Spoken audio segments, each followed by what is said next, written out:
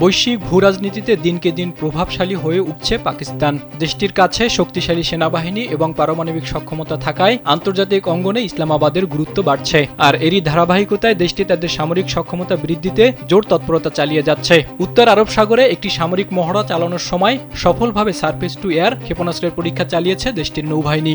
পাকিস্তানের সামরিক বাহিনীর গণমাধ্যম শাখা ইন্টার সার্ভিসেস পাবলিক রিলেশনস বা ISPR জানিয়েছে, আধুনিক নৌযুদ্ধের পরিবর্তিত বাস্তবতার সঙ্গে সামঞ্জস্য রেখে পরিচালিত এই মহড়ার মাধ্যমে পাকিস্তান নৌবাহিনী তাদের অপারেশনাল প্রস্তুতি ও যুদ্ধ সক্ষমতা প্রদর্শন করেছে।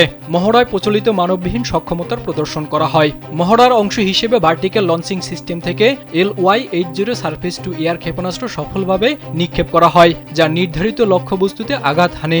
মহড়ার সময় একটি মানববিহীন সার্ভিস ভ্যাসেলেরও সফল পরীক্ষা চালানো হয়। এটি স্বয়ংক্রিয় নৌ প্রযুক্তিতে পাকিস্তানের জন্য একটি গুরুত্বপূর্ণ মাইলফলক। পরীক্ষায় নৌযানটির উচ্চগতির পারফরম্যান্স, টেকসই সক্ষমতা, নিখুঁত নেভিগেশন এবং প্রতিকূল আবহাওয়ায় কার্যকারিতা যাচাই করা হয়েছে।